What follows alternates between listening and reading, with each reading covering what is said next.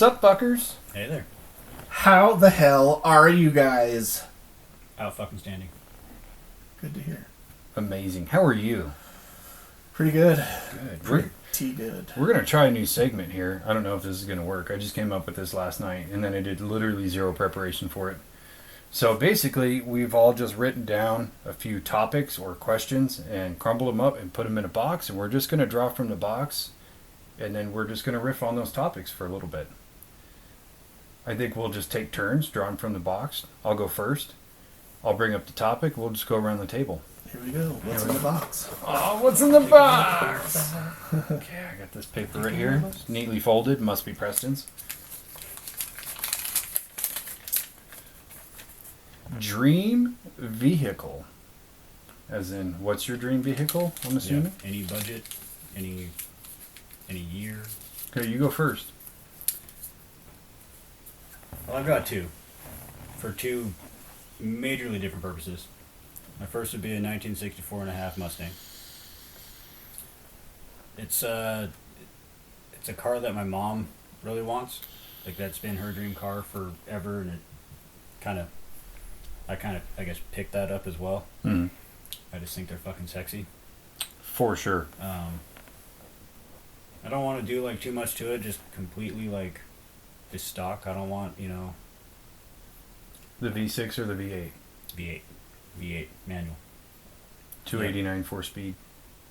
Yep. Makes sense. I'm not trying to go anywhere fast. Just trying to cruise. Have you seen the movie Ford versus Ferrari?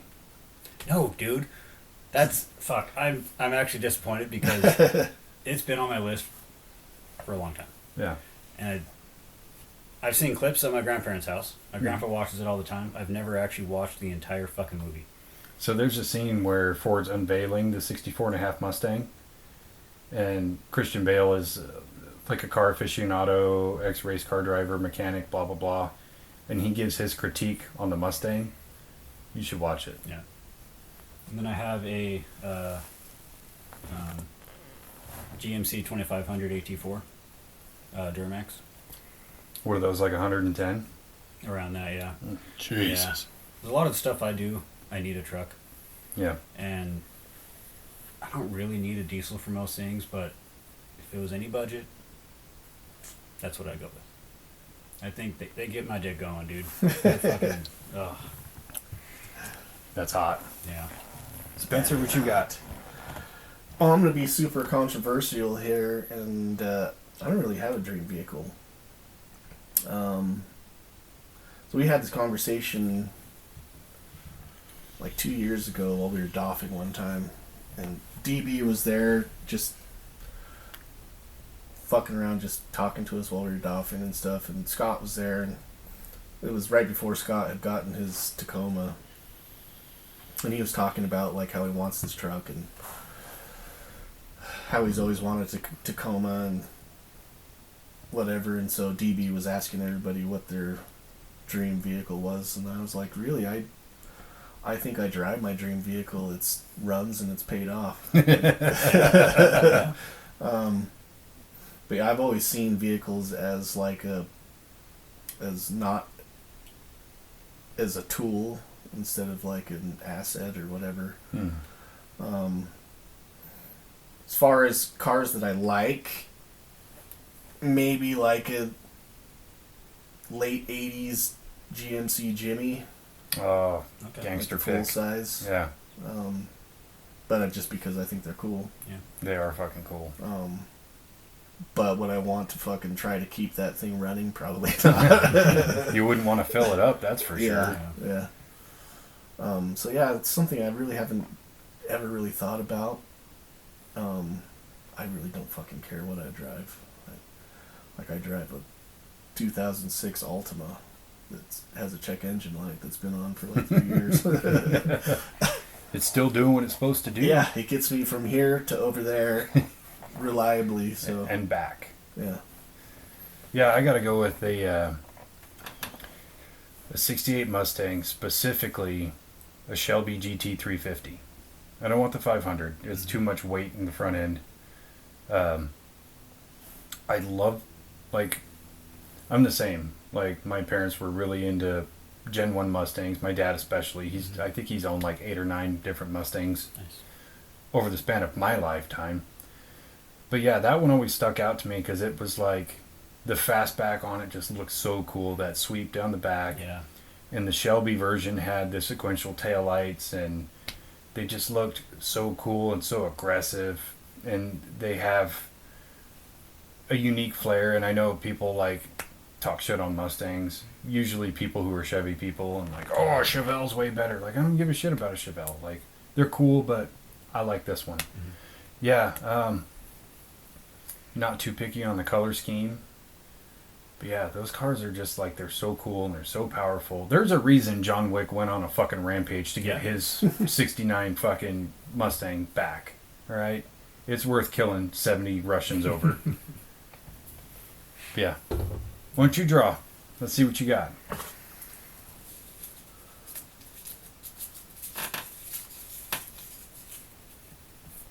Election predictions. Ooh.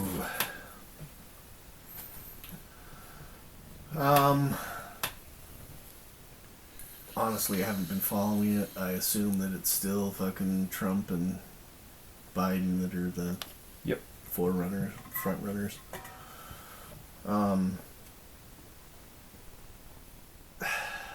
I would like to say that people are smart enough not to vote for Biden anymore, but it seems like that's not the case. He's just a nice old man. I think that fucking RFK is gonna put a real big fucking dent in both sides. So I think that it's. I feel like Trump is probably going to win. I personally wouldn't mind seeing fucking RFK Jr. fucking take it, but being a third party, I'm not sure if he's gonna have enough steam to do it.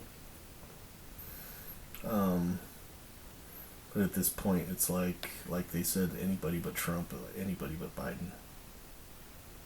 But I don't think that a majority of liberals feel the same. They're blinded by rage against fucking Trump. Yeah, they're like, we'll live with this dog shit economy as long as we don't have Trump. Yeah. Which is so stupid. Yeah, I'm mostly on the same page where I hate to like beat a dead horse, but if there's any shenanigans with the election this time, there's a chance Biden could take it. But I think a lot of people have buyer's remorse with Biden, like that voted for him and then just watched everything go downhill super fucking fast. I don't know about Trump. Like, he's got a great chance. He really does. I don't know that I particularly want him as president because things were better with Trump, but he would say the dumbest fucking shit. Yeah. And that really kind of threw me off in a way. And I will give him credit. Like, they ran an aggressive campaign to twist a lot of his words, but he made it really easy for him. Yeah. You know, like what you were saying with RFK, I think he's actually going to put a big dent in, but people still don't believe that third parties can win, which is so stupid because all it takes is one time for people to actually vote third party and have them win to legitimize the whole thing. Yeah. And then it's no longer a two-party system. Yeah. That's how we change that. And what's really crazy is, like, him being a third party candidate, he's not really a third party. He's just more in the middle, in between of these two fucking super far left and super far right candidates. And it's like, I don't know, it seems like more of a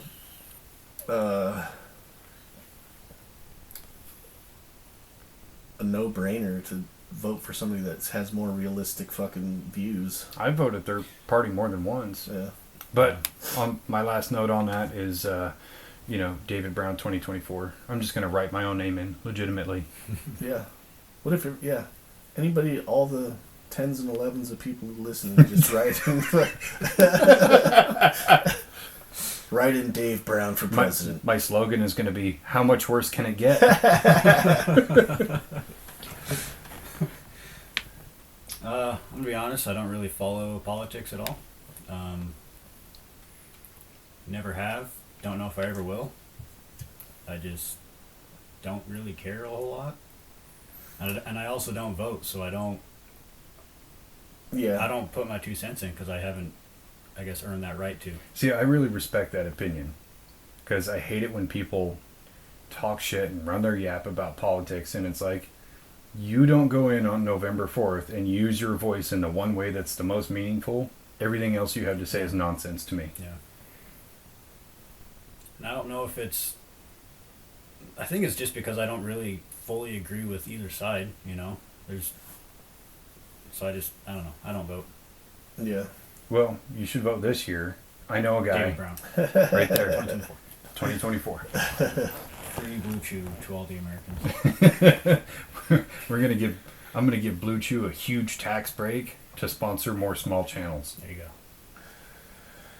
Yeah, I feel the same way as you. I also haven't voted in a while, but it's because I don't fucking want to participate in a fucking broken system. Yeah. And it's like, I follow enough to know like what's going on, but like I'll look at something and then try to like look into it and say what if I'm being played, you know. And that's the hardest part is like, especially with people that just follow campaigns on social media and make their decisions there, and it's like, dude, you're getting one side no matter what. If you're getting all your information from social media, you're just being fed by the algorithm that you know, whatever you watch, they're just going to keep on feeding you shit that pertains in that specific vein. So it's like you're just going to get pumped full of one-sided conversations and never get any opposing views or anything like that. And so that's where it's hard to tell what people are actually thinking, because like, let's face it, most people get most of their information from social media and don't really care to look at the alternative. And it's true, and it's so easy, like you said, just to be fed the nuggets based on your algorithm that you've looked at, you know. And I think with any candidate, you have to look at their whole spiel and decide if that person's worth it, because they could have the stance that you agree on like gun control or socialized healthcare or whatever, and then you have these other things that you don't like about them. You still need to vote according to what you want. So it's like if you have a candidate that has 5 topics you wholeheartedly agree with and 5 you don't, that's probably not the candidate you want. Versus if they have 10 topics and you agree with 7 or 8 of them and don't agree with 2, like that's reasonable. But where it comes to Joe Biden, I didn't agree with anything he fucking said. I thought he was a loser to begin with. Well, yeah, I mean, also like these lifelong politicians that just like, you can go back through their history. And yeah, it is a good thing, like if you've said something in the past and you've changed your mind, yeah, that's a good thing. You should probably change your mind as you grow older and gain more knowledge on things. But it's just the way that he's flip-flopped from topics that are just like, you know, saying super racial things back in the day, and then all of a sudden he's like the spokesperson for like anti-racism because Trump's a racist. Like, yeah, come on, man. Like, just the fuck out of here. So obviously he's just a fucking puppet that... It's crazy. Andrew. Draw another one.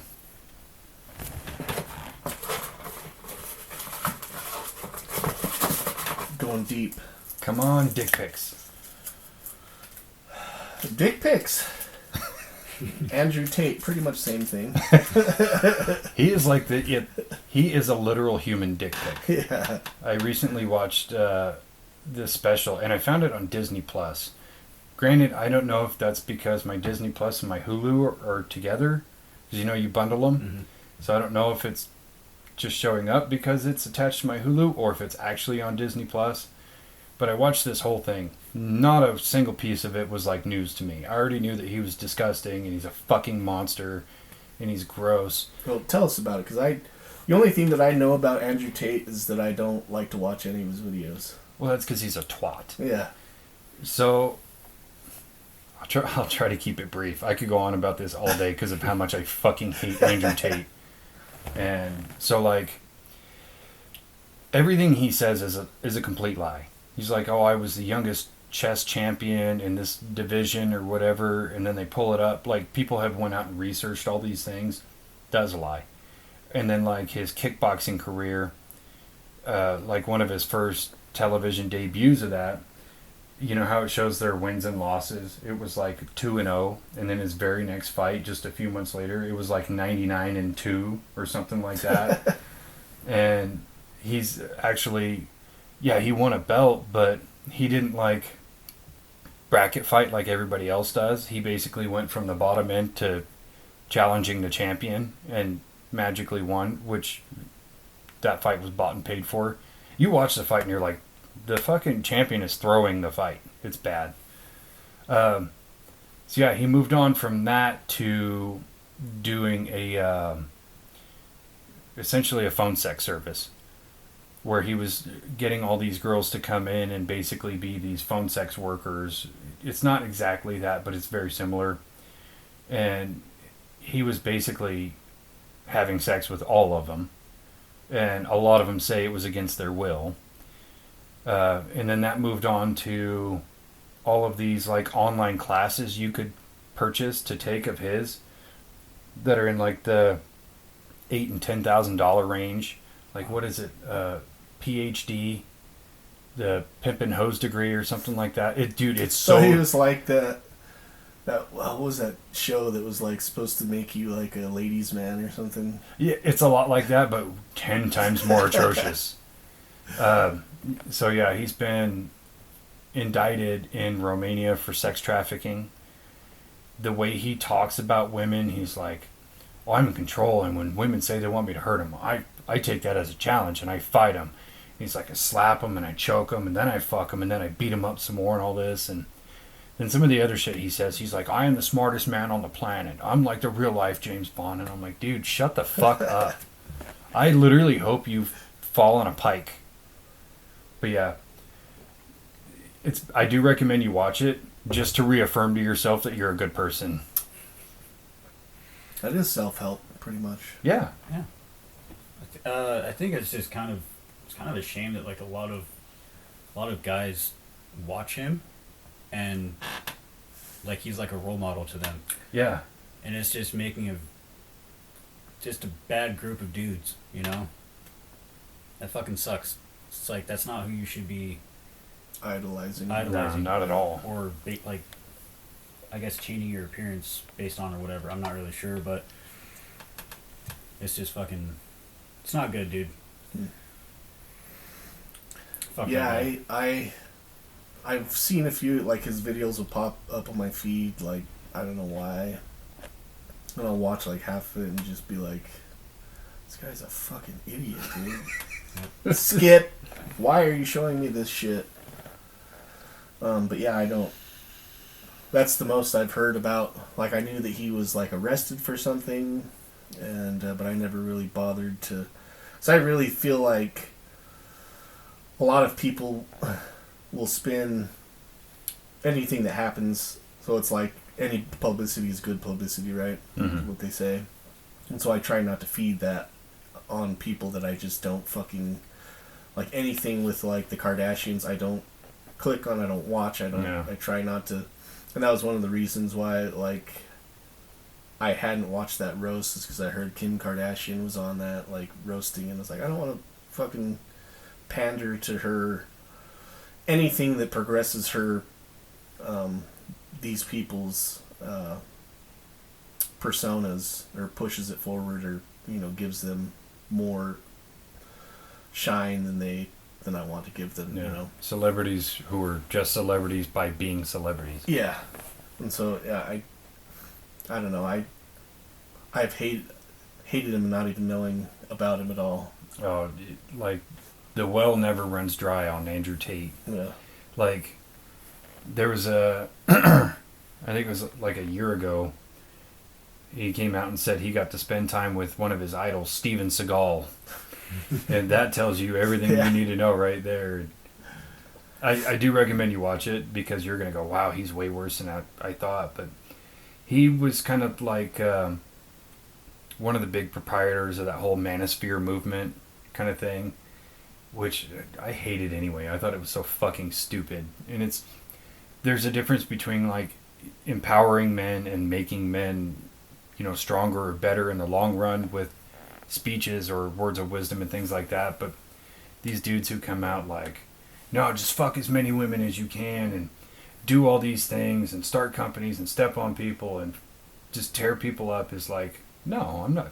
I couldn't do that. Like, you're trash. Yeah. It's like, what, in the long run, what is that doing for you? Like, is that really making you feel better about things, or Yeah. And what does that help? Especially if everybody does that. yeah. And I always equate that to the people who are like, never work for anybody else, never hold a regular job, start your own company, start your own thing. Like, dude, if everybody did that, nothing would ever get done. Yeah.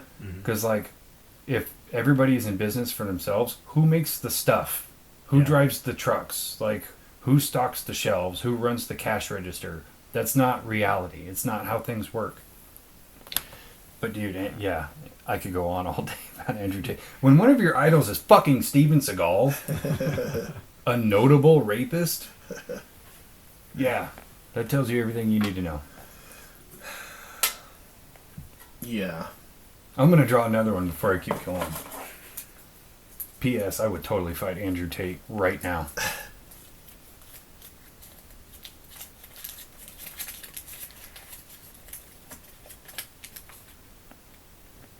DOJ rescheduling weed to Schedule 3. What the fuck does that even mean? So basically, schedules are the different like categories of drugs. Mm-hmm. So like Schedule 1 is your worst shit, like meth and crack and cocaine and all that. And so you can be charged higher for it, if Gotcha. you're caught. But the lower you go on the scale, the less it is. Gotcha. Right now, marijuana is scheduled as a Schedule 1 drug. I think fentanyl is scheduled as a Schedule 2 drug. What the fuck? Yeah. So you can get in more trouble for having a little bit of weed on you. See, just that response right there tells me you should be on my cabinet. Because even you didn't know. So right now, you're like, that's fucking stupid. So yeah, right now they're in Congress trying to pass this law that reschedules marijuana as a Schedule 3 drug that's a controlled substance but not super punishable by law. What are your thoughts? No, I think it should go down to a 3 then. Like,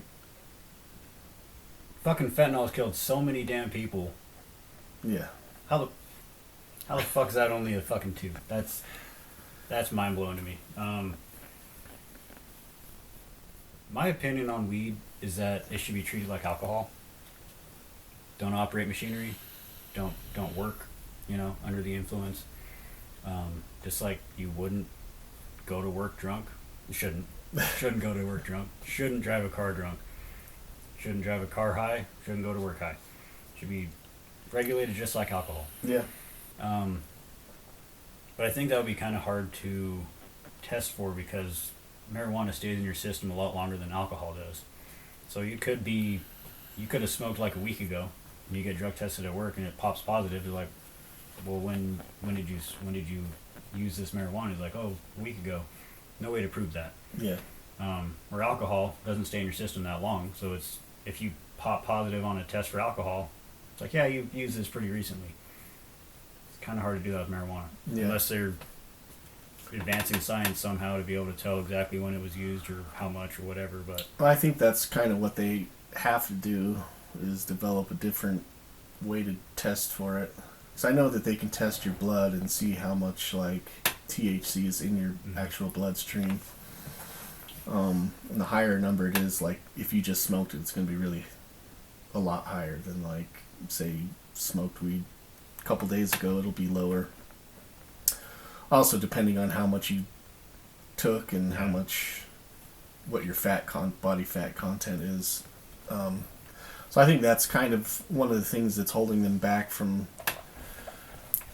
reclassifying or like lessening, because they have no way to really test for that. I know that they are trying to work on stuff like that, but I think that's one of the main issues why they don't, because they don't, why they haven't changed it yet is because they don't know how to go about it.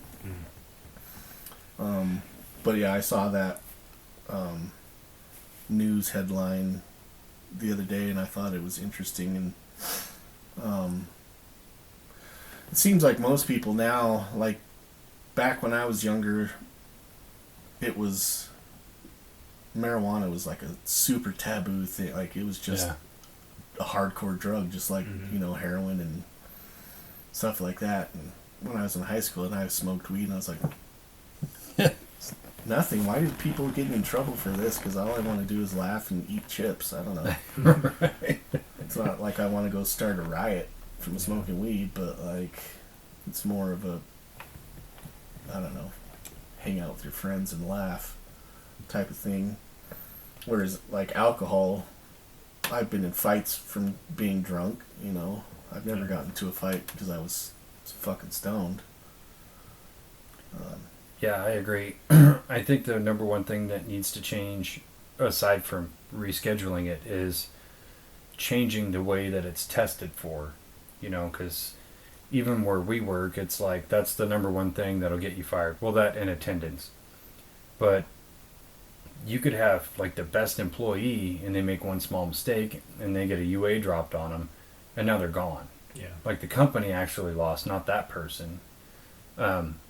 But yeah, if they were able to scientifically test in terms of amount or how recent, then yeah, you could definitely change the paradigm on it where it's like, okay, you have to work Monday morning, but you smoke a joint Sunday night and you're done smoking it, let's say at 10 o'clock at night, you're going to be high for a few more hours and you're going to go to bed and sleep it off for a while.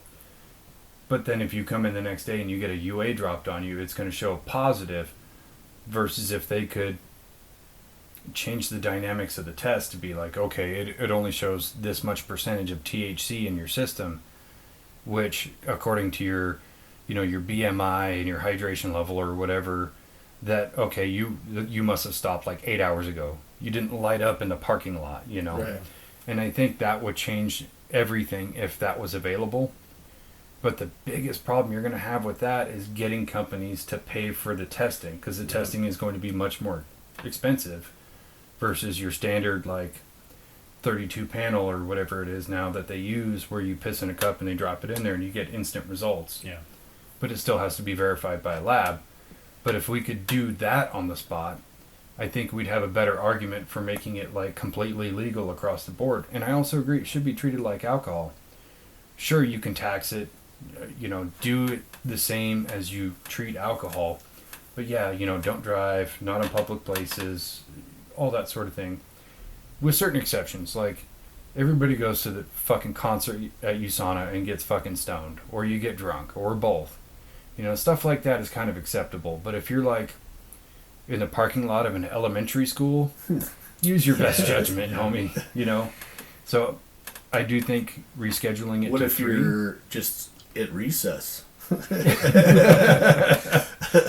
All the kids are just like gelled out in class. They're actually paying attention. They're like, whoa, dude, 2 + 2 is, hold on, 4?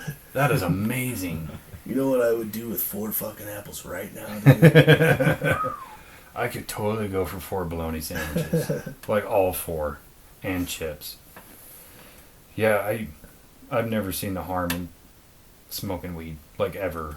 It is better than alcohol. It has much more proof that it actually helps with mental illness, and only in like the past 10 years have science really opened themselves up to investigate like the better properties of that. And I would argue the same with psychedelics, Well, that's partly because it was a Schedule 1 drug. It was super regulated so that people couldn't run studies on it. Yeah. You couldn't run it because it was a Schedule 1 drug, so you couldn't do testing on it. And so now that the laws have kind of changed, and they've been, really it was people that were super breaking the law that started testing it on people that were having seizures, and they saw that these certain strains of marijuana would help with seizures. My daughter has epilepsy, and she uses a cannabis product called Haley's Hope that was specifically bred for Seizures. people with epilepsy, and it's a rescue medication that it's like a nasal spray, and so she's having a seizure. You just spray that into her nostrils, and it stops the seizure like within 30 seconds. Dude, that's awesome. If we don't have that, we have to give her this. I can't remember what the drug is called, but it's a hardcore narcotic that like lights out, resets her whole brain. Like it's like a hard reboot, and we have to monitor her breathing for like 2 hours after, because she'll just pass out. Wow. It's almost like ketamine or something like that. It's a sedative that just knocks her completely out enough that she'll just stop breathing and her heart will stop. So we have to monitor her. Dude, and that's prescribed? And that's the prescription medication. Oh, but fucking weed is so bad. Yeah. I remember you telling me the story years ago about talking to her doctor about like getting a new medication, and you had brought up the CBD drops, and your doctor was like, yeah, but it's illegal here and I can't prescribe it. Just go over the state line and just get it. Yeah. But yeah, it's great. Sure, I can't legally tell you just to go to Colorado and get some, but if I was you, I would just go to Colorado and get some. Okay, cool. You know what's funny about Colorado? Like, after they legalized, the very next year, like when they were working on their budget, they showed a $1 billion surplus in cash from the taxes they got from weed. Yeah. $1 billion. Like, they redid so much shit, and they dumped so much money into the school system from that. And that's going to be part of my campaign, is all the tax money that goes from weed goes into school systems. Yeah. Yeah. Win-win. Dave Brown 2024. Dave Brown 2024. Dave Brown 2024. Yeah, that's it's so fucking stupid. It is. Because like, if weed was totally legal and I didn't have to worry about losing my job, I wouldn't even drink anymore. Yeah. Yeah. No hangovers. Yeah. I'd just be sitting on the porch with my rocking chair, watching the grass grow. With a big old bag of chips. Yep. Yeah. Eating fucking Pringles or something.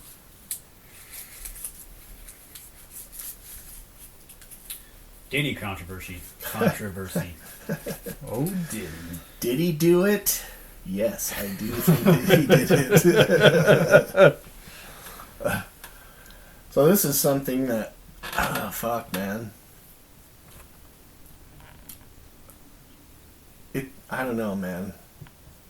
I totally believe that he's a fucking scumbag for sure. Yeah. But I don't think that he's alone in that at all. I don't think so. I think that he's just the latest one to get called out for it, and people showing receipts for it, you know. Yeah. He's the fall guy. He definitely is a fall guy. Who he drags down with him is going to be interesting as he takes the fall. Like, is he going to go alone, or is he going to try to pull some strings on his way down? He's definitely the first of 10 pins, and that bowling balls are coming. Because, it's totally not just him. And so at first, when all that started coming out, I kind of just was like, yeah, they're all fucking kid diddlers. We all know. Turns out he's like kind of worse in a way, because he's not just sexually assaulting children, he's also sexually assaulting women and men. Mm-hmm. And the allegations are just horrendous. And so I kind of started getting into it when my mom would like watch these specials on it and shit, and I'd just be like glued to the TV like, what else did he do? Tell me. And all these people in his camp are coming out against him, like, oh, he did this and he did this, and he's got these cameras everywhere. He's basically like the Black Epstein at this point. Yeah. And just like all the atrocious accusations, and you go, yeah, I believe all of it. 100% true. Well, that's what I mean. I don't think that he's the only one, and it's definitely not the first one to do it. Oh, even his sons are in on it. Yeah, I'm sure that he probably learned the whole scheme through fucking Epstein, and just did it on his own area of the music industry as opposed to like politics and actors and shit like that Epstein was more involved with. But using certain tapes for leverage and being able to control people by blackmail and fucking gross. Well, and I imagine it's hard for a lot of these people who have certain statuses or amounts of wealth or whatever kind of predicated on Diddy himself that don't want to, even though they feel harmed or traumatized or whatever, they don't want to give up what they have now to try to help take him down, because like Ashton Kutcher isn't going to want to come out and be like, yeah, he helped my career because I let him butt fuck me, Yeah. I haven't watched that tape in years. Let's check it out. That's just fucking weird, man. I think it was Justin Bieber. Yeah. Said he would go have these he'd go to these parties at his house when he was 14 or something. Yeah. Mm-hmm. And hearing that just kind of blows my mind, because if I was a parent, why the fuck would I let my kid go out to a party for several days? Yeah. With these people that I know are up to no good. How do you do that as a parent? Let your kid go out to this environment and at least Michael Jackson was smart when he did it, because he would allure the parents to other things that they wanted. Mm-hmm. Did you ever watch was it Leaving Neverland? Did you guys watch that? Neverland? Finding Neverland's a movie. Yeah. No, Leaving Neverland is about these they're obviously men now, but when they were children, they were basically Michael Jackson's play toys. And the question would always come around why did your parents allow this, and blah blah blah, and one guy, his mom was with him for most of the time, but his dad vehemently was no, he's not gonna go fucking spend the summer with Michael Jackson. It's not gonna happen. Yeah. And the parents ended up getting divorced because they disagreed with it. But the mom was so enamored with the lifestyle and meeting all these celebrities, and she even talked about it, and I was like, oh, I got to meet Tom Selleck and Clint Eastwood and blah blah blah, and I got to go out to nice dinners and things like that. It's yeah, while your kid's being fucking molested, you idiot. Yeah. So Diddy took a note right out of that fucking page. Yeah. It's really disgusting, and I hope that enough of it comes to light to fucking that light spills over onto fucking a lot of other people that are also doing or involved in this whole ring of fucking pedophilia that they have going on. But I hope they go down hard, dude. I don't understand that mindset. Oh, they go down hard. Oh, Jesus. Just don't understand that mindset of being able to do that to a kid. You know? I couldn't do that to anybody. Or, anybody in general. I can't wrap my mind around it. No, I think there's definitely some kind of power struggle in your own mind, especially in a person like Diddy's case, where he went from being a nobody and now he's a music producer, and now he's an artist, and now he's an actor, and he's doing all these things and completing all these really huge goals, and probably thinks he's just unstoppable in the world. Well, shit, where does that line end? Well, this woman doesn't want to have sex with me. Even though I'm all these cool things, I'm going to make her have sex with me. Who's going to stop me? Yeah. I'm one of the biggest producers in the world, and one of the biggest musicians, and blah, blah, blah. And it just goes downhill from there. Yeah. And I agree with Spencer. I think a lot of it just needs to actually come out to light, and people need to start singing. Everybody's got to start telling their story. And I think the only reason it doesn't happen is because the music industry and Hollywood and a lot of politicians, the dominoes would just start falling. Yeah. And as much collapse as we would have to deal with, even as normal people, not just oh, your news feed is jammed with this, it's going to harm a lot of things. It needs to happen. Yeah. All these sick fucks need to pay. Yeah. That's just reality. I also have to think about the timing of it coming out, because because it's a big story right now, and a lot of people are talking about it. And right now there is, an election going on, and how much of that is taking over your people's feeds because it's just trying to keep the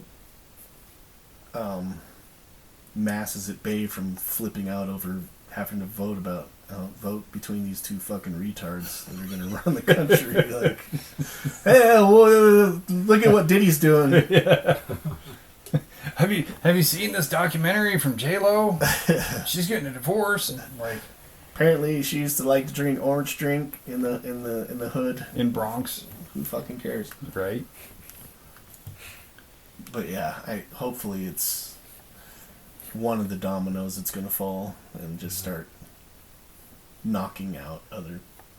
And I do think it's going to spread into politics, and because Diddy was, he was kind of a gatekeeper in the music industry and acting, and he helped out all these, or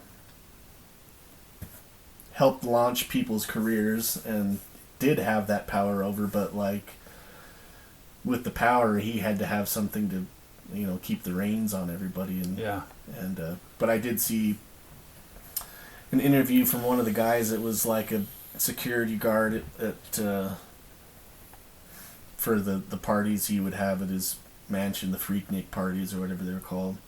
Freaknik. What a cool name. That's what I think that's what it was called.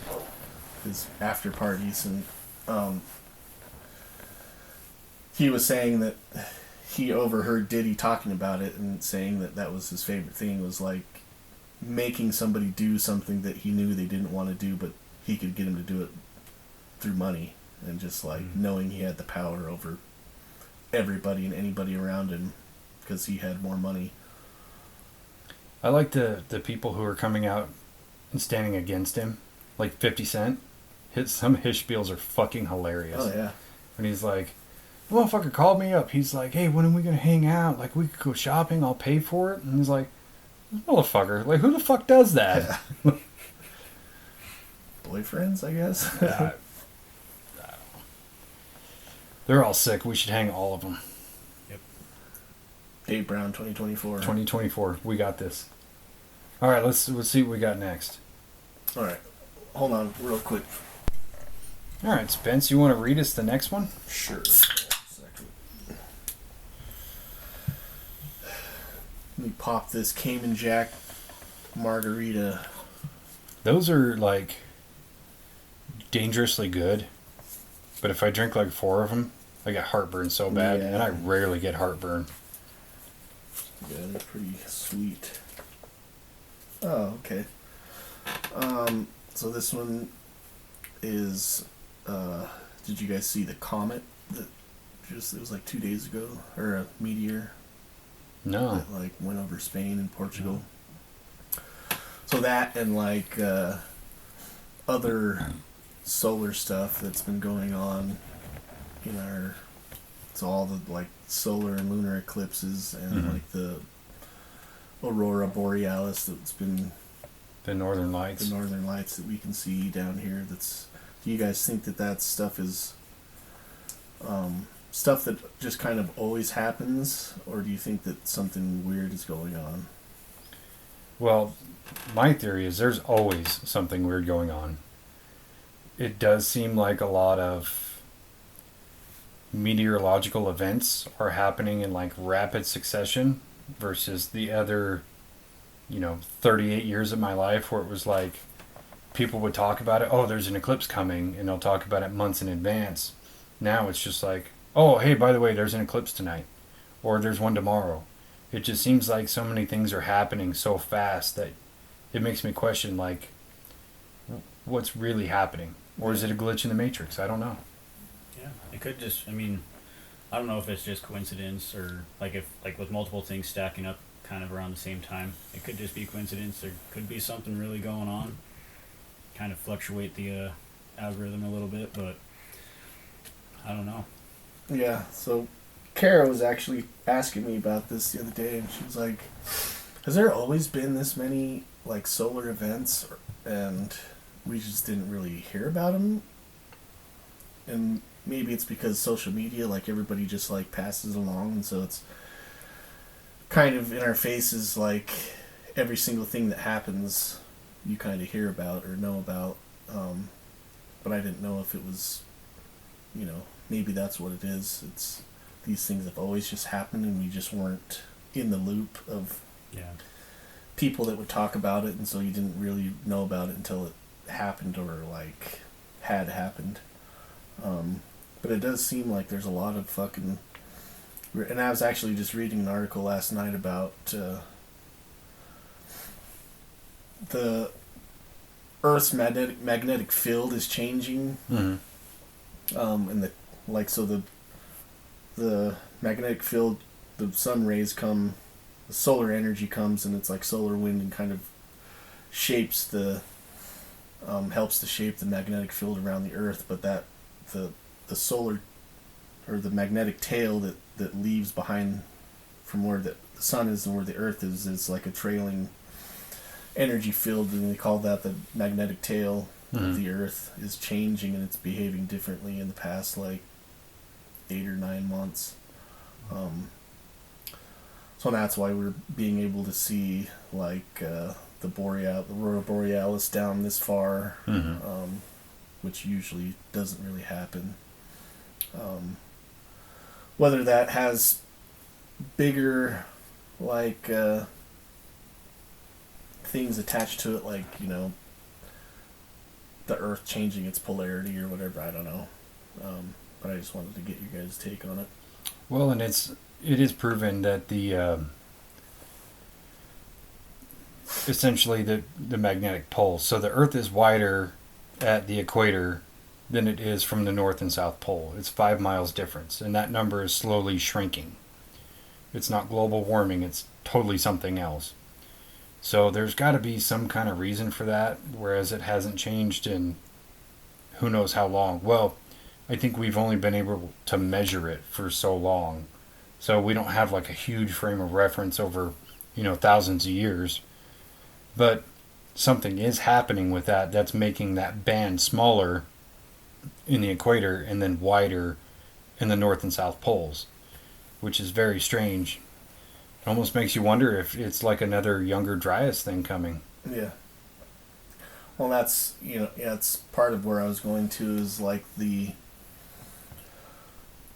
so like Göbekli Tepe is, about all this shit.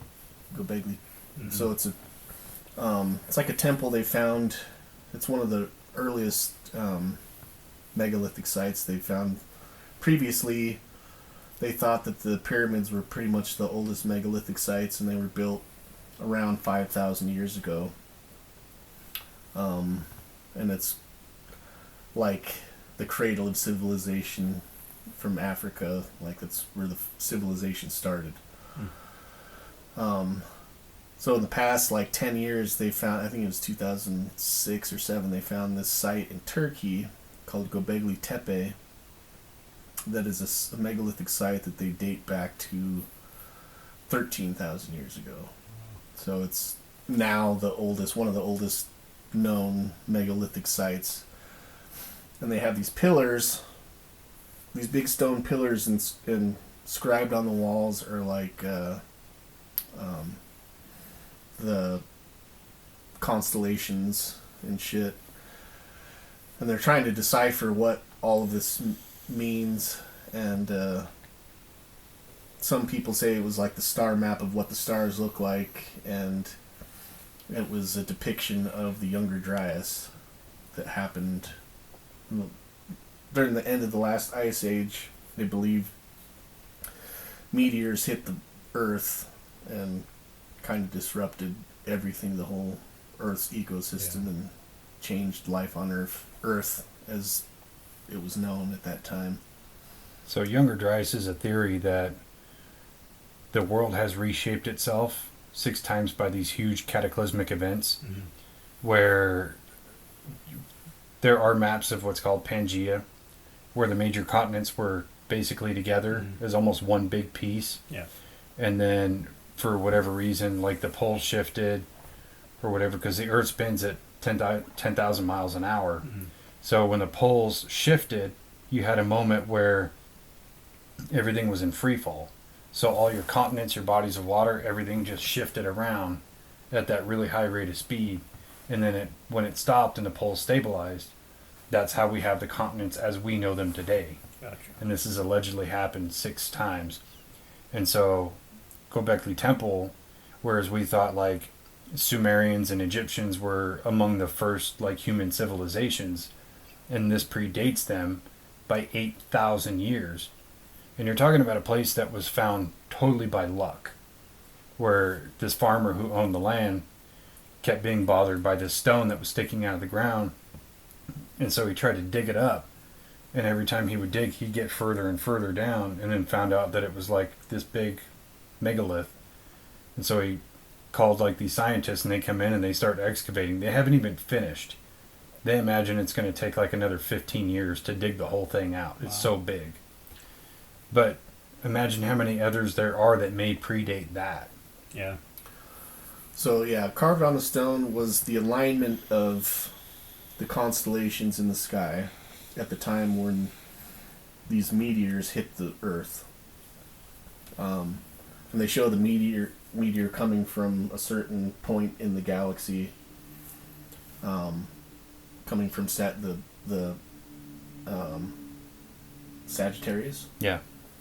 The constellation Sagittarius, so it came out of Sagittarius, so it has the alignment of where everything was at in the sky, and we're kind of approaching that same spot in the galaxy right now, and we passed through a meteor stream that they think that these meteors came from twice a year, like at the beginning of summer and the beginning of fall. We go through this meteor stream. That's why we see those meteor showers at like end of May and the beginning of November, the Torrid meteor stream. But they say that they believe that there was like a big meteor that hit the world and caused all this like floods and cataclysms across the world, and kind of reset civilizations back to the Stone Age at the end of the Ice Age. So Hopefully they do it again before November 4th. November 4th, yeah. I mean, yeah, it's about good timing. Yeah. I think it was the bugs from the planet Klandathu. Yeah, there are swarms of crickets actually that are taking over southern Utah right now too. You know what I think? It's a totally far-fetched ideal, but it makes sense when you think about it. So a lot of scientists, and even Elon Musk, has perpetuated this idea of if you were going to colonize Mars, you need to terraform it first so you could breathe on it, because importing oxygen would just be like too costly, too time consuming. So if you terraformed it to have a 21% oxygen rating as our bodies need, he's like, what you would need to do would be to detonate nuclear warheads at the north and south pole of the planet, and then over the span of the next like 1,000 years it would terraform it and you would have breathable oxygen. What happens if an asteroid or a meteor hits Earth? Yes, you have this huge cataclysm and all these things happen, but the Earth will restructure its own ozone and air source, and it would be changed. It would be terraformed for something else. So it's not that hard to believe of like, if you wanted to wipe out the human race now and install a newer human race that may need, let's say, a 23% oxygen rating, send a meteor over there. It's going to act just like a nuclear weapon. You will have a fallout of some kind. It will re-terraform itself. And then in like 1,000 years, it's ready to use. Yeah. Plus, you're going to bury all Work for the existence. dinosaurs. Exactly. And you're going to bury all existence of all the civilizations, just like Göbekli Temple, Tempe, whatever it is, where when you have this big reformation of continents, it's going to end up several feet under the ground, and it could take thousands of years before anybody even finds it, and then they're still going to be stumped about what it is. Yeah. Yeah. All right, I'm going to read. That's why you put everything in computers, so that people can remember it. It's true. Actually, you etch it on quartz. Yeah. Because quartz is like the new like non-digital memory source, or at least it will be. Really? Yeah, it's a whole thing. Like, I saw it on Ancient Aliens, and I went down the rabbit hole because you can etch so much more information into quartz, and it lasts forever as long as it's not destroyed. Versus our computer technology, think about your phone. Yeah, it's water resistant, but it's not waterproof. You put it in a bucket of water for a week, it's done. You're not going to be able to blows it up, like the Georgia Guidestones. That's true. Here's a question. One place on Earth you wouldn't live. Australia. Really? Oh yeah. There's too many fucking creepy Everything crawlies. fucking out there Everything wants to kill you, dude. Yeah. Be walking on eggshells every day of my life. Fuck that. See, and I thought you were going to make a left turn and be like, their gun control is too strict. I mean, that plays in hand. I can't even shoot the fucking snake that's trying to eat me, dude. You got to be like Steve Irwin and just catch it. Yeah. Yeah, I wouldn't mind the snakes. It's the fucking spiders. And What shit we used to that do get back me, in the dude. days, you'd catch a snake, you'd rip its fangs off, use it as a condom for your lady. Is there any other factors of Australia, or is it just the creatures? Just the creatures. I mean, I think Australia's cool. I mean, there's all sorts of outdoorsy shit you can do. But I don't want anything to do with that, dude. Fucking spiders and big ass snakes that just fuck no. What's another place? Probably China. Too many fucking people. Bad air quality. Food that makes me shit. That's fair. Yeah. So that like totally negates my next question. I was going to see if you wanted to stop at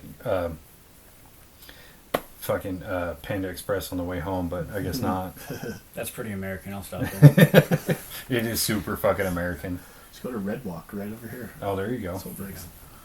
They have pretty good food. Vegas. Yeah. Fucking fair, dude. Yeah. Yeah. Kara's got family that lives there, and they, for some reason, love living there. But fucking, I can hardly stand to fucking go there to visit. Yeah, like, no. it's so gross. Yeah, I don't see any benefits to living in Vegas at all. Nope. Fucking hot. Yeah. Tourist as fuck. Yeah, Like, weird ass people. yeah. I mean, people just shooting fucking heroin on the streets, man.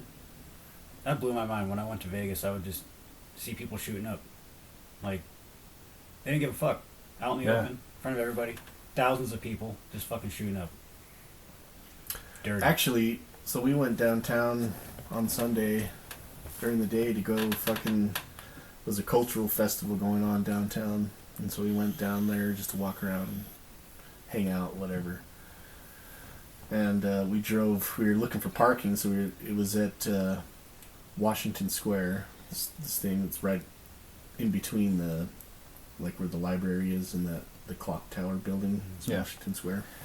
We were driving around looking Excuse for me. somewhere to park, and there's just fucking all these homeless people there, whatever. And yeah, sure enough, there's a guy sitting on the fucking sidewalk, just right off of like 300 East or whatever that is right there, and he's fucking trying to find a vein in his leg, fucking shooting up in his leg. Dude, Driving downtown Salt Lake is fucking disgusting. Yeah. Like, there are things I really enjoy doing downtown Salt Lake. Like, the Gateway is cool. Dave and Buster's, stuff like that. Like, there's a lot of cool Have you shit. been down there lately? No. There's fucking nothing. Gateway, there's nothing in there. There's the restaurants and then Dave and Buster's, and that's it. Really? Yeah. Yeah, so literally not even worth going anymore. But yeah, it's trying to do anything downtown is just miserable because you have all like the cross path one way streets, and the homeless problem is terrible down there. And yeah, finding parking is miserable, especially when you drive a truck. Oh, yeah. Even if you drove a small truck, it would still suck. When I had a fucking Pontiac, like, I could do it, but it was still uncomfortable. But yeah, I hate downtown. Yeah. As for a place like I would not want to live, I would say anywhere that's like covered in snow all year round. Yeah. Like big parts of Alaska, anywhere like super north. Russia, fuck no. Yeah, I don't like the cold. I don't mind the cold. I'd rather be cold than hot. Me too. I'd rather be hot than cold. Yeah. Like that's why I like where we live, because it's dry and it's arid, and when it's hot you can still get in the shade and it does something, versus like having lived in the Midwest where there's no relief unless you have an air conditioning unit. Yeah. I'd rather be sweating. There's so much more fun shit to do when it's hot than there is when it's cold. That's fair. That's Like, fair. I'm not going to a fucking pool party when it's 30 degrees outside. No. It's the pool's heated. Fucking. Jump Yeah, right but in then you there. think about the other shit. Like You summertime, gotta get out though. one of your first things you think about is barbecues. Nobody wants to go out and fucking barbecue burgers and hot dogs, and by the time you get them inside from the back porch, they're icicles, you know? I think living in North Dakota kind of changed my outlook on it though, because I used to like the hot a lot. And then I lived in the cold most part of the year, and now I mean, you can always put more layers on. Can't really walk down the street naked when it's hot as fuck. So Yeah, you Well, can, but downtown Salt Lake you can. yeah, you just but, have to talk to yourself while you're doing it, and yeah, then people and won't it's, fuck with you. it's acceptable. Or make fucking sandwiches in the bathroom. That still fucking gets me. Fucking bathroom Sammys from homeless dudes. Yeah. Yeah, there's... Like, if I was going to add up or follow up to that, if there was another state in the U.S. you could live, what would it be? Montana. It gets cold, but it's fucking gorgeous, dude. It is. I actually would go with Texas. Texas isn't bad. It gets unbearably hot. It does get pretty hot in Texas. There's no mountains. Yeah, we've talked about, me and Kara have talked about, and I think I've talked about it here on the other episodes about wanting to move to Montana. But yeah, I'd go there fucking right now if I could. That's my fucking retirement plan, dude. I'd go work on Yellowstone. You gotta start looking at buying a property now. Shit's going fucking crazy right now. It is everywhere, though. Yeah. Yeah. I don't know, though. While I was in Missouri, Xander had pointed out a couple houses. He's like, dude, that house is like $250,000. I was like, that's a fucking mansion. Yeah. It's crazy. Oh yeah, that's You get a 1-bed, 1-bath for that here. so you used to be able to find shit If it's like a that trailer, in Montana in towns like Whitefish and that are kind of like, so Whitefish is kind of like a resort town, a little bit like Park City. It's right by this huge fucking lake, but it's a big skiing town in the winter time, but it's like 30 miles away from Glacier National Park. Super fucking pretty. Like everywhere there is just beautiful. Yeah. And we went there during layoffs, and I was looking at like houses and stuff, and they were, higher, maybe $400,000 for a house like the size of this house.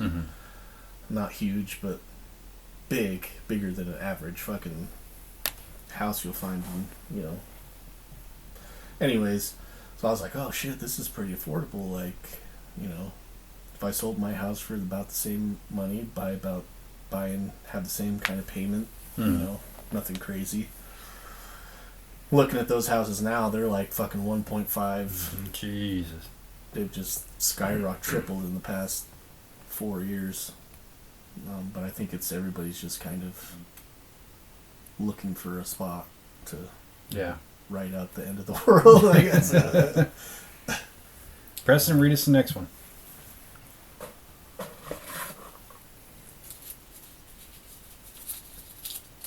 Plus, hunting is super cheap in Montana if you're resident. Oh, yeah. Favorite beer and least favorite? Real soul torture right there. Oh, go ahead and go. Favorite beer? If I'm just sipping, I want something or like just refreshing. Busch Light. I'm gonna get a lot of hate for that. No, But- I balled up my fist thinking you were about to say natty, and I was going to let you have a fat dead leg. Busch lattes, dude. I had no idea Busch Light even existed until I moved up north. It is fucking everywhere there. That's what they drink. Fucking North Dakota and Minnesota, it's all they drink. You have it on tap in every fucking restaurant. It's at every gas station. You're fucking throwing hands with people at the gas station for their limited edition flavors, the apple and the peach. Right? That's Busch Light and fucking ice fishing is a fucking religion up there, okay? Least favorite, Modelo. Tastes like skunk to me. Interesting. I actually like Modelo. I like Corona. Don't like Modelo. I like Modelo. I don't like Heineken though. Heineken tastes like skunk to me. Heineken does too, yeah. Fuck. So just like hanging out, drinking beer. Like if we're drinking beer all day long, Michelob Ultra. Michelob Ultra's so good, dude. But it's mostly just because I don't get the shits from it. Like fucking Bud Light or something else like that will just give me bubble guts all next day. Yeah. Michelob Ultra I can kind of drink all day, but flavor wise I would say their Hefeweizen from what's that fucking Squatters? no, the German place. Oh, yeah. Bohemian, yeah. The Bohemians Hefeweizen is fucking delicious. Or Chasing Tail. Oh, that is a good one. Yeah.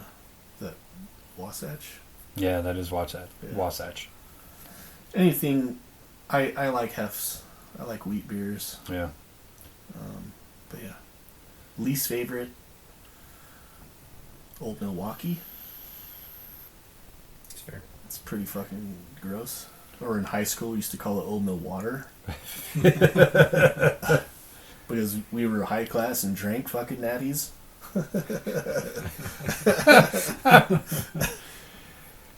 Yeah.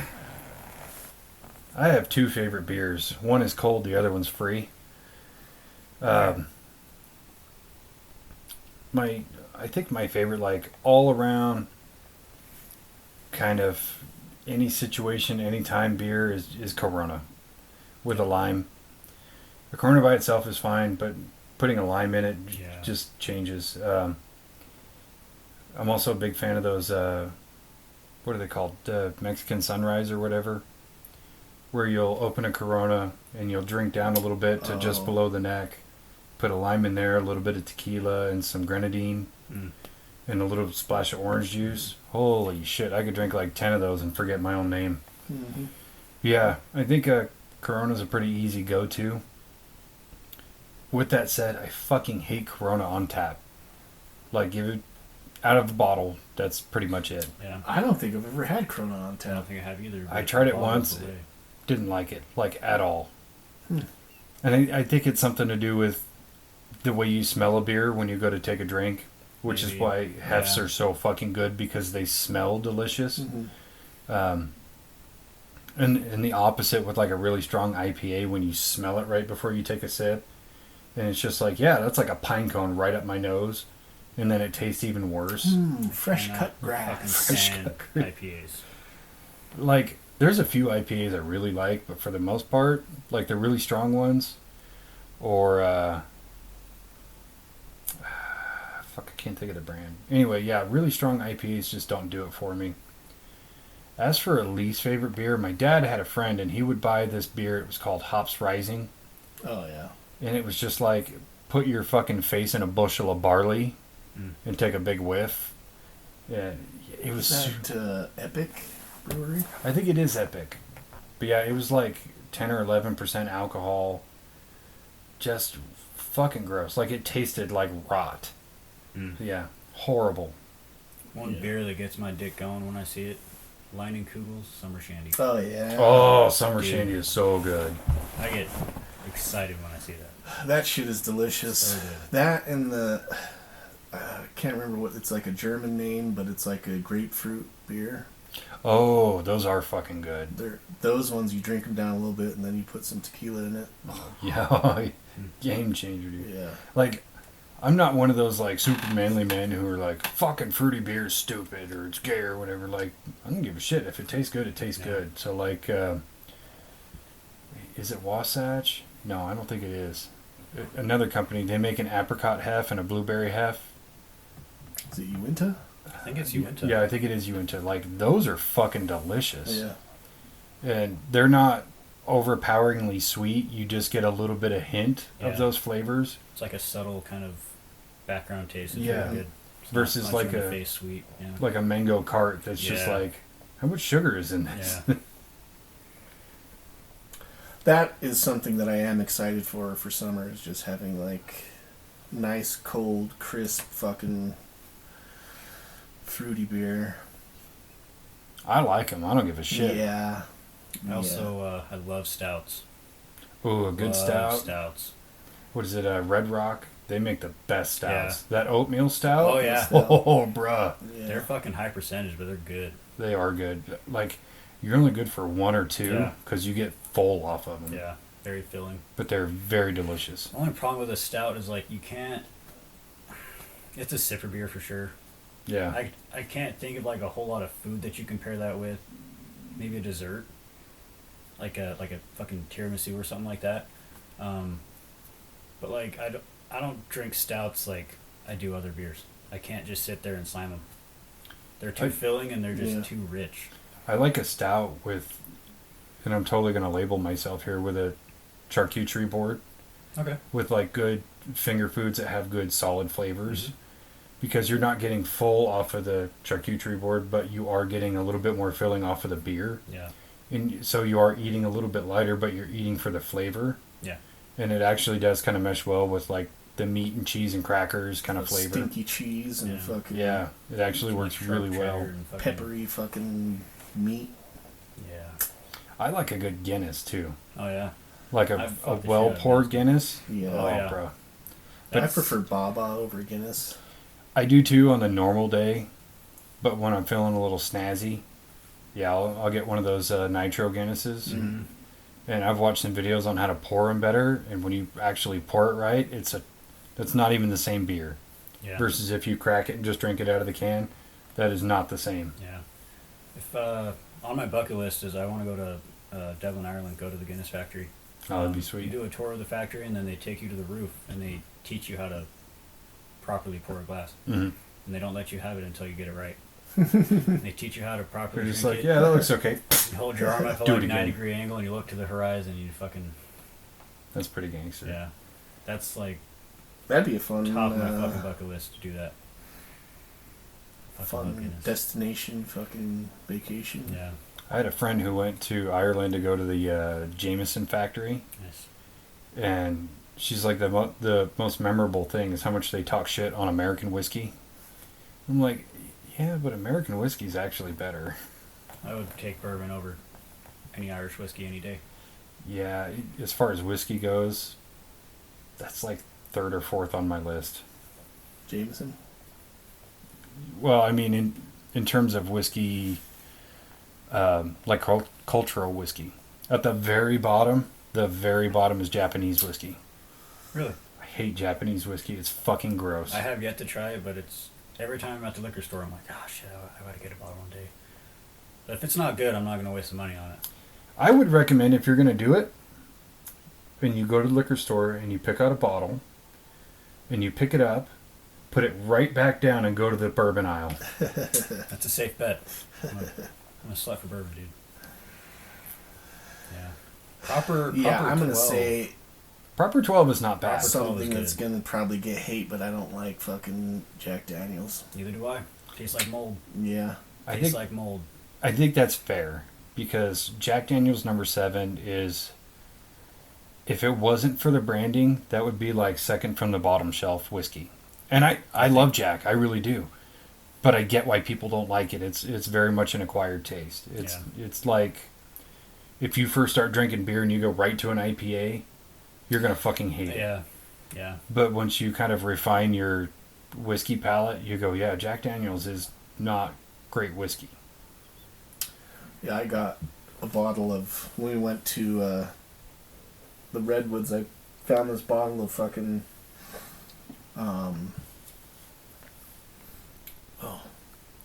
Pendleton Rye. It was Ooh. aged like 18 years or something like Wow. that. Fuck, it was so good. Dude, I'll I take do rye like over Pendleton. regular bourbon. Yeah. I think rye is so much better. I think Pendleton's a Canadian. It is Canadian. Yeah. So that's where my hierarchy goes. Number one is American whiskey, / bourbon, / rye, / whatever. Second is Canadian. Yeah. Them motherfuckers know how to drink. Yeah. Yeah. So what's your favorite whiskey? I gotta go with Bullet because they make a bourbon and a rye. Mm-hmm. They are very, I don't want to say middle of the road, but I think they're very like appeasing to both sides. Like if you like the high end stuff, you'll also like bourbon. If you like the low end stuff, you'll also like, Bullet. And so it's pretty even Steven across the board. It is just a little sweet, which I like because whether you're going to shoot it or you're going to sip it or you're going to make an old fashioned out of it, you get that little extra note of sweetness. Mm-hmm. And so your burn isn't as bad. And when you actually like take time to understand notes in whiskey, and you know exactly what I'm talking about, where you can actually taste what's in it, not just fuck, it's whiskey, you know. Yeah. But yeah, definitely that. What's your least favorite whiskey besides Jack Daniels? I want a side note, by the way. So while I was in Missouri last weekend, everywhere I went, they sell booze everywhere. Mm-hmm. Prices are the same as here, but the availability is nonstop. Mm-hmm. Everywhere I went, I would check the aisles to see if they had Blanton's, because if they did, I was going to buy it and mail it to you. One day I'll get a damn bottle, dude. I would say probably. So I don't like fucking Jack Daniels, and I don't like Jim Beam even more. Oh, and Jim Beam's fucking terrible. Yeah. So I would say that's probably my least favorite. Or like Black Velvet. I would drink Black Velvet over Jim Beam. Yeah. I think my least favorite is Scotch. Any Scotch. Johnny Walker. Can't fucking do it, dude. Johnny Walker is terrible. Yeah.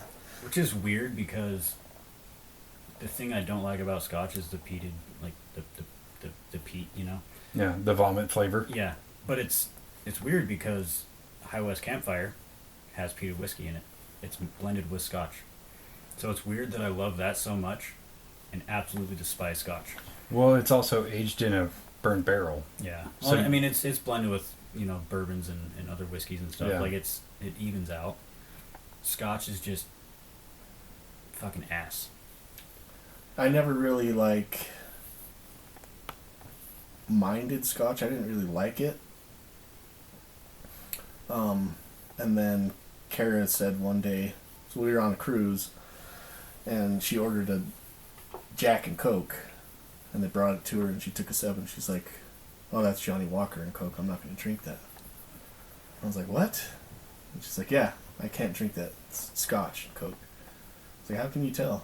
"Here, taste it." Tasted it, and I was like, "Oh yeah, this is Scotch." And she's like, "Tastes like Band-Aids, right?"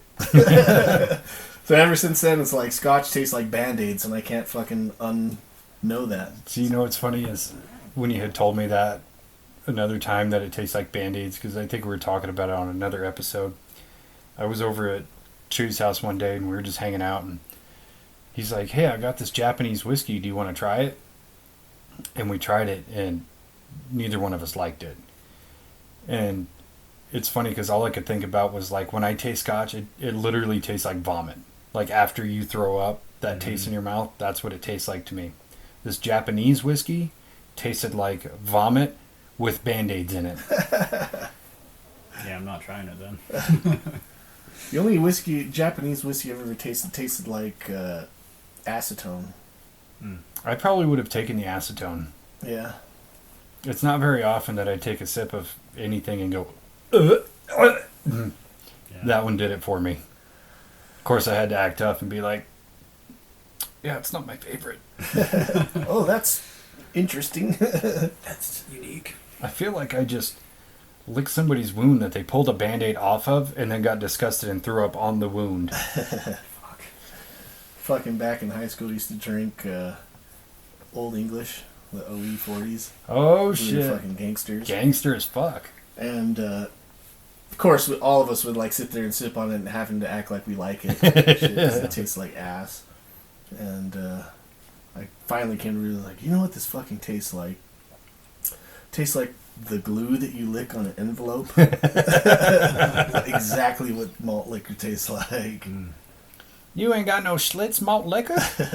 Well, we were fucking gangsters, so we had to fucking drink the OEs. Yeah. I think one of my go-to bourbons, though, is Old Forester. Oh, that is a good one. It's really cheap compared to, I guess, everything else Mm-hmm. around it. And it's incredibly smooth. It's actually a bourbon I like when people come to me, because I guess I'm pretty well known for being like a bourbon guy. Yeah, we know you for bourbon and pocket knives. Yeah. Yeah, people come to me like, hey, what do you recommend for bourbon? I'm like, Old Forester. You're not Mhm. going to break the bank, and it's smooth, and it's good. It is. You know? Like, a lot of people will recommend, like, what the fuck's the one with the red fucking wax? Makers? Yeah, Makers. A lot of people recommend Makers. I never recommend Makers. I like Makers, but I don't recommend that for, like, a first-time person Yeah. trying it, because it's extremely harsh. I'll drink it if it's offered to me. I'll never pay for it. Yeah. It's, yeah, I would not recommend that. And, like, if you look online, like, oh, what's a good bourbon to try first? Almost every fucking time, at the very top of the list, Makers. I'm like, that's so fucking bad. Because you're, like, immediately going to give that person a bad taste. They'll never touch another bourbon again. And there's so many good bourbons out there that they're missing out on because they tried fucking Makers. Old Forester, guys. Try fucking Old Forester. Buffalo Trace. Buffalo Trace. That's my go-to. Anywhere, anytime. Buffalo Trace. Top of the fucking list. It's not really available much here, but it's available fucking everywhere else. I'm not gonna Yeah. get into. You want to drop No. that F-bomb? No. Dude, when I was in the airport a couple weeks ago, I stopped in the bar, and the Kansas City airport is totally different. Like, you can go there to the bar and buy a drink, and they'll put it in a disposable cup, and you can take it with you, Nice. which is super fucking cool. But I had plenty of time, so I sat there and I ordered one of their local beers, and I wanted a little bit of whiskey, and I was like, well, do you have Bullet? No. Do you have Buffalo Trace? No. Okay, what do you have? He's like, well, I've got Eagle Rare, and I was like, okay. So he gives me 1 ounce neat, and I'm just sipping on it for a while, and it's really fucking good. It is Eagle super Rare is good. incredible. And then I got the tab, and it was $18 for that 1 ounce of bourbon, and I was shit. like, it was really good. I don't know if it's $18 an ounce good. Yeah. Eagle Rare is made by the Buffalo Trace Distillery. Also incredibly hard to find here. Oh, I'm or sure. anywhere I've looked. Incredibly hard to find right now, but it's very good. Let's see what our next one is. Whose turn is it? I think it's your turn. We could sit here and talk about alcohol all day long. Okay, what do we have here? Ooh, Celebrity Hall Pass. Brad Pitt. Fuck.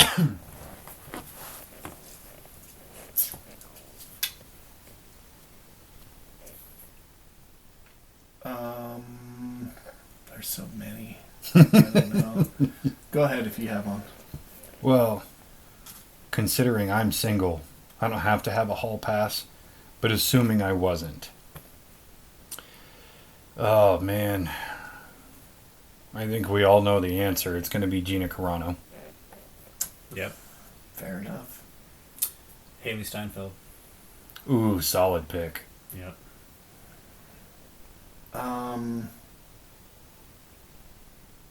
Selma Hayek. Classy. now or fucking from the 90s. Dude, it's unfair how she gets more attractive the older she gets. Yeah. That's criminal. Yeah. I think that my wife would even approve that if I had the chance. So. She'd be like, yo, can I sit in the room with you guys? Yeah. Did she send pics? It's like a reverse cuck. Yeah, you can watch through. You have to watch through the blinds, so I'll hang some blinds in the room, and you just have to. Meanwhile, he's like invited us, dude, come over and watch this. We're like in the room. Bring your cameras. This is dope. Yeah, I think that's one that. I guess we'd have to have two other guys to do the French tourist.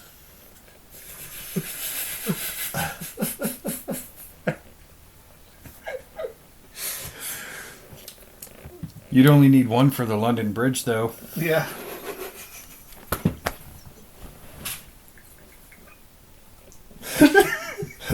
I should have waited till you were taking a drink. I'm sorry. Oh, fuck. Next topic. There's a story to that. Anyways. I'm not telling that one right now. That's not an on-air thing. Oh, okay. Remind me Tell you after. later. Been to London, huh? I'll tell you later. Oh. Okay, I probably should have put a little bit more on this one. But it's The Rock. Not the prison, the so-called actor. And let me put some context. So recently a lot of stuff has been coming out about The Rock. But I figured it's all encompassing. We can talk about his shitty movies and all the things that are coming out about him and just how he kind of all around sucks. I think that any movie he's in,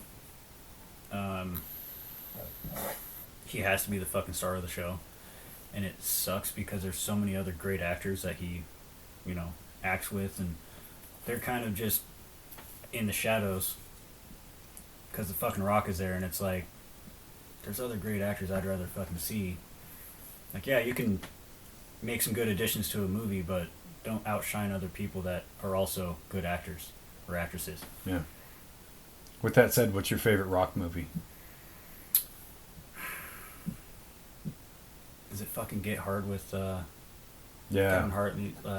Oh, that's like he did like 5 movies with Kevin Hart. oh yeah, he did. But he it's like, are you in or are you out? Ah, fuck. What is it? He's like a fucking CIA agent or something. Central Intelligence. Is that what it is? Yeah. Where he's like recruiting fucking Kevin Hart, and he's like doesn't give him an option to say no, and he takes Kevin Hart on this whole fucking adventure of Yeah. getting fucking shot at and Where like he started as in high school. They went to high school together. yeah. Yeah. That's a good fucking movie. That one's actually entertaining. Yeah. Because he plays kind of a doofus. Yeah. He's not just like the super big tough guy. Yeah, I was going to say the same show, that same movie. I don't think I've seen a lot of movies that he's been in. Like, seen like the Disney movies where they're supposed to be super cheesy, but I think that they choose him because he's fucking cheesy.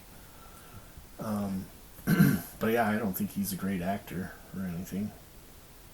But yeah, what's the controversy that's coming out about him? So it's been like a big thing on social media. Let me preface by saying I'm not like a huge social media person. Like I'll scroll TikTok when I'm bored.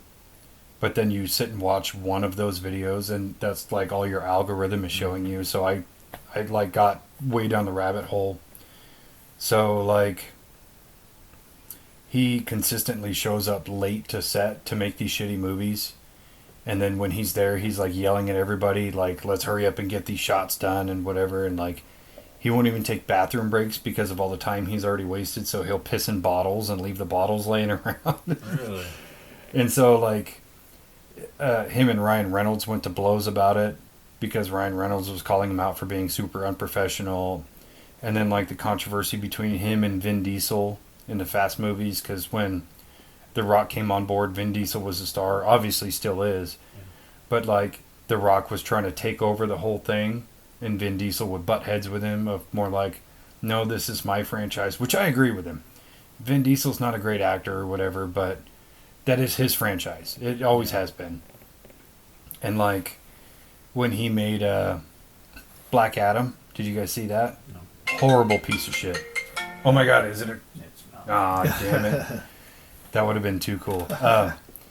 Yeah, so like Black Adam is originally a villain for Shazam. And while they were making Shazam 2, he refused to be in it because he didn't want to be the bad guy or lose. And it's in his contract that his character cannot lose a fight. Really? Yeah. And so he like railroaded the whole Shazam movie, which is terrible because the first one was great. Like, I don't know if you guys saw that. For a DC movie, it was entertaining, it was fun. And he just fucked that whole project. But he like went ahead all the writers and directors of all these movies and went straight to the head of Warner Brothers and was like, you need to make Black Adam the star of the DCEU now. And they were trying to do it, and then it didn't work because his movie sucked dick. And then he's like lying about the box office take and the critical response, which you can look up those numbers at any time, and a lot of people did. And he was lying about the whole thing because that movie did terrible. And then that like sparked rumors for people to start looking up other things where like The Rock says he's 6'5", but everybody who's been around him is like, no, he's at best 6'1" with shoes on. And just like all these big, huge lies that he tells about everything, or like he doesn't do steroids. Bullshit, motherfucker doesn't do steroids. Yeah, right. Yeah, he's got an ass full of needles. Yeah. Even when he was a fucking professional wrestler, he wasn't as big as he is now. Yeah, he's 51 years old and he's fucking jacked. Yeah. Bullshit. Yeah, so all these controversies have been coming out about him lately, and I'm like, cool, maybe we'll stop having to see shitty Rock movies come out 7 times a year. Yeah. Yeah, I don't... Like I said, I try not to look at, like, celebrity fucking shit that goes on. I don't either, but when it pops up and it's good and juicy, like, I can't help myself. Yeah. I'm like a little kid. If I do look at stuff like that, I'll watch, like, other YouTube people's reactions to it to give them the fucking views and not the, like, celebrities their views. That's why I watch it on TikTok. So the people who make the videos, Yeah, there you go. it's the views aren't going to like TMZ. Yeah. They're going to Yeah. people. With that said, by far and away the best Rock movie is a movie called Faster. Never seen it. So I think he has less lines of dialogue than the fucking Terminator. But he has like one scene where he actually has to be emotional but still be this tough character. So he's getting like this monologue from the character who's his mother, and he's just like, he looks like he's really holding back, and you know, he's got like clenched teeth and everything, and then you see tears rolling down and you're like, fuck, he did really good for that. And then he went off and did all the other shitty movies that he's done, and you're like, stop. I'll also give him Jumanji. He was good in Jumanji. Yeah. That was a fun... Like I said, like, the Disney movies that he's done, I've seen, it's like the character that he's playing is supposed to be kind of cheesy, and so he pulls that off well because he's fucking cheese. He's a cheese ball. Yeah. And that's what my, like, view of him is just fucking... So I don't expect him to do these fucking huge movies, and I haven't even seen any of the Fast and Furious movies that he's been in. The last Fast and Furious movie that I watched was like the second one, I think. I've seen like parts of Tokyo Drift, but I gotta admit, I'm a sucker to watch those movies. Not because I like them or I think the franchise is good, but it's almost like an internal drinking game for me. Even if I'm not drinking while I'm watching it, like anytime they jump the shark on some scene, I'm like, this would be a drinking moment. They're pure comedy now. yeah. They're like, fast movies are to action movies is what Ghost Adventures is to ghost hunting. It's the funniest fucking comedy. Yep.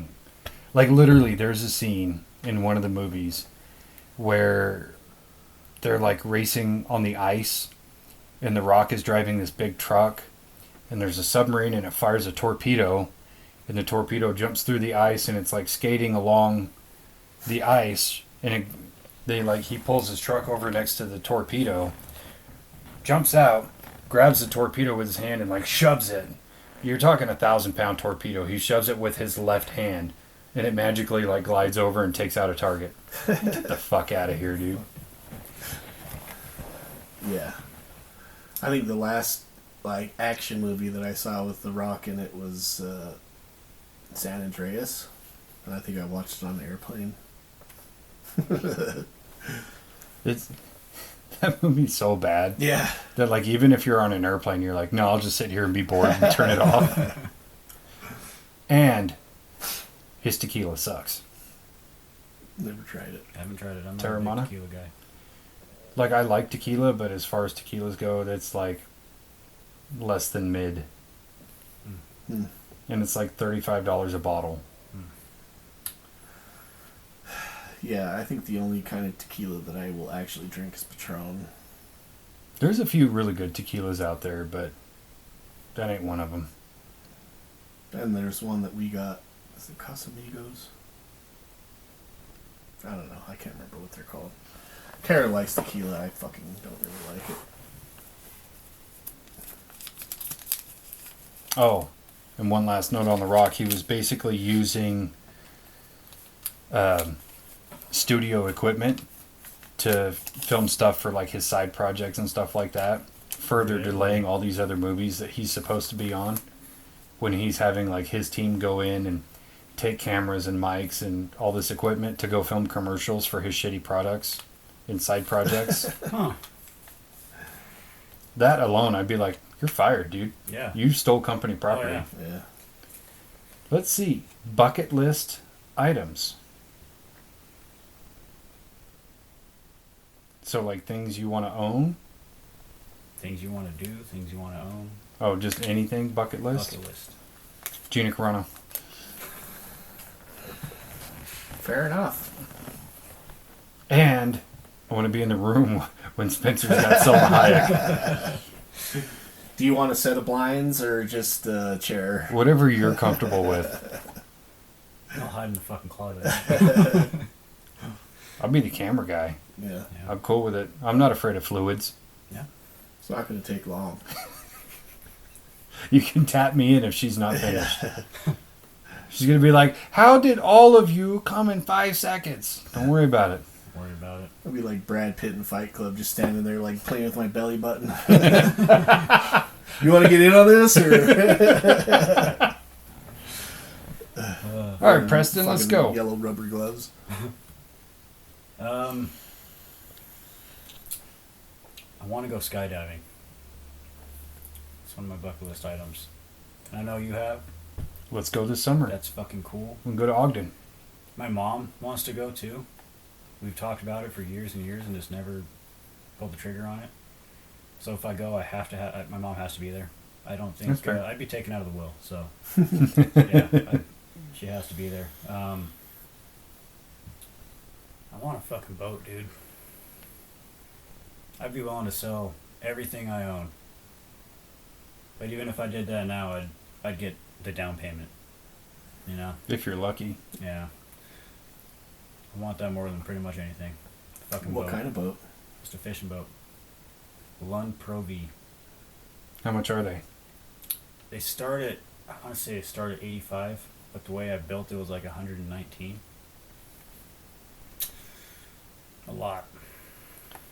That would work if you like lived in LA or something where you could live in it. Yeah. I mean, it's not like a, It's like a bass fishing boat. yeah, it's just, yeah. Oh. It's a little bit more like depth to it than a bass boat. Like a bass boat is pretty just flat on top. Like Pro V has like kind of, I don't even know what to call it. Like just step downs and all that. Like it's yeah. That is like the ultimate fucking bucket list item is to have a boat. Heard people say the acronym for boat is break out another 1,000. Yep. Um, They're expensive, dude. yeah. Growing up, my mom had boats and stuff like that. And yeah, they were always fucking something was wrong. Fucking, Yeah.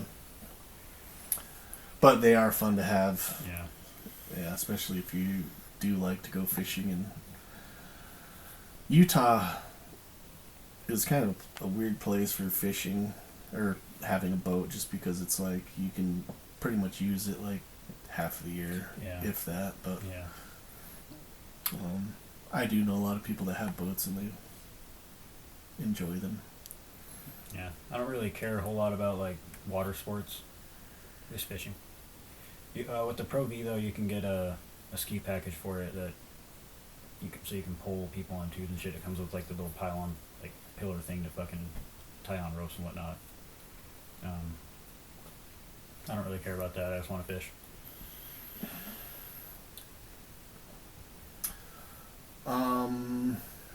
Things I would like to do. I want to go deep sea fishing in like Alaska, like halibut fishing.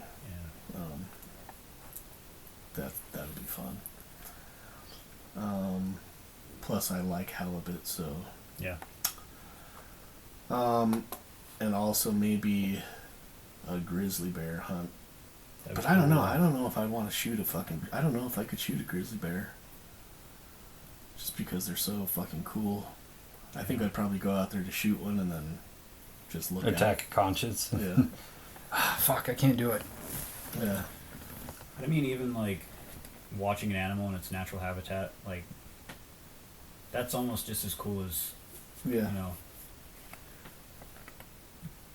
Yeah, we Not went out. always. My dad shot that bear, and in Montana, and yeah, I just felt bad after. I was like, man, it was so cool to see it, and then fucking shot it, Yeah. and it was dead, and then now I'm running through this forest covered in blood.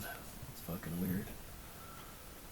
But yeah, after that, I was kind of like, I like hunting, but I like hiking. I like the stalking, but I don't really care to shoot an animal just because it's like it's funner just to watch them.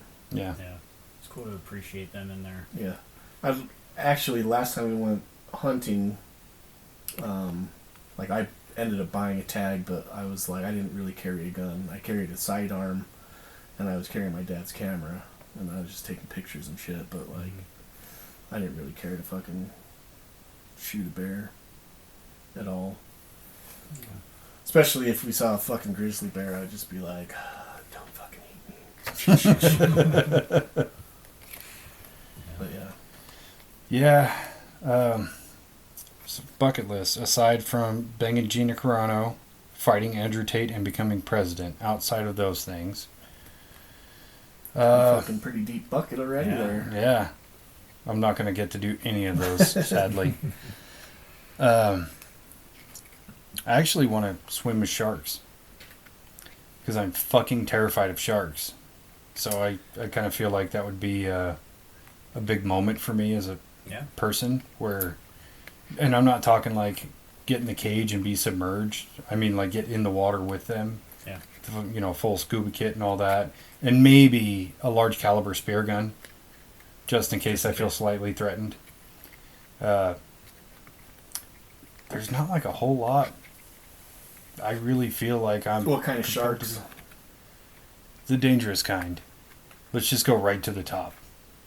Because, yeah, like I said, I'm terrified of sharks. Yeah. So just getting in the water with like, you know, like a hammerhead or something like that, that's actually pretty, not quite non-invasive, but not known to attack humans, doesn't seem like it would really push me to that level. Yeah. Where I have to actually like force myself to push past, but probably a great white, something like that. Like I would be all tough about it until it was time to do it, and then be like, I don't know if I want to do this. But Wait, you want me to get in the water, swimming with this thing? okay, do I have to do it now? Can I come back tomorrow? Like, I swam with sharks in Guam. oh yeah, They were just black tips. Yeah. Yeah, they're fucking 6 to 8 feet long. Yeah, I think the biggest one I saw was about 8 feet long. And they're not known to attack humans, but they have. yeah. It's still fucking intimidating. It's not like a great white. Hmm. But it is fucking intimidating.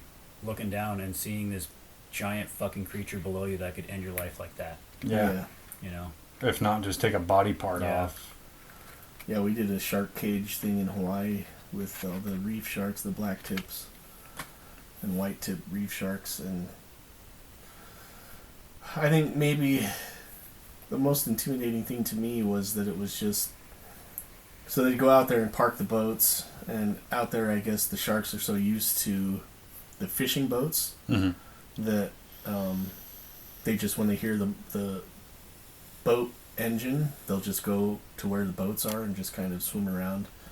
And so they just drop the fucking cage right there, and everybody, you know, you get in and swim in the, you're in the cage floating on top of the water. But but I think the creepiest thing is just like the lack of, you know, you're like used to being on land and you can hear things coming up behind you or whatever, and it's just like you're watching one shark and then turn and there's like 4 more over here, and then turn around and there's 3 behind you. Like, oh fuck, like zombies coming to get you, but you can't hear anything. I think that's like the scariest part, is because you're not in your element. Right. Yeah. And I swim really good, not as good as a shark. Yeah. And I can only be in the water for so long. I Yeah. still have to breathe. They don't. Like, they are the apex predator there, not you. Yeah. Well, also when you can see, like, as far as you can see, maybe like 50 yards through the water, you can see, and it's just like shark, shark, shark, shark, shark, shark, shark, and then it's just like you can't see anything beyond that because it's just blue, and it's just this like, oh fuck, how many more are out there? And you look down and you can't see the bottom of the water, you know, the bottom of the ocean, so it just goes down blue and then just gets dark. Yep. So you're just like, it's creepy, it's eerie, but the sharks are super cool. Yeah. It's just the unknown that's scary. Well, and among the other animals that I have an innate fear of, that's like the only one that's reasonable to be around in a near physical space. The other ones are like alligators / crocodile and hippos. Don't get anywhere near either one of them. Yeah. You will fucking die. Yeah. I did, there was actually a barracuda in my proximity while I was snorkeling. And I was actually a little bit more scared during that encounter than I was with the sharks, because the sharks, like, for the most part, they pretty much keep to themselves. Those barracudas, they don't give a fuck, dude. They will Come and try to take a they're chunk out of you. fucking fast, Yeah. man. Oh, They are yeah. dude. fast. So And we they had have a to- cool theme song. You Dun, couldn't dun, wear, dun, dun, dun, dun, dun, dun, dun, dun, dun. you couldn't wear anything like shiny, because that like attracts them, and it's not necessarily like they want to attack a human. It's just they see something shiny and they're like, oh, what the fuck is that? And they charge it, Yeah. and then you have a fucking chunk out of your arm. You're like, sweet, dude. Barracudas are fucking.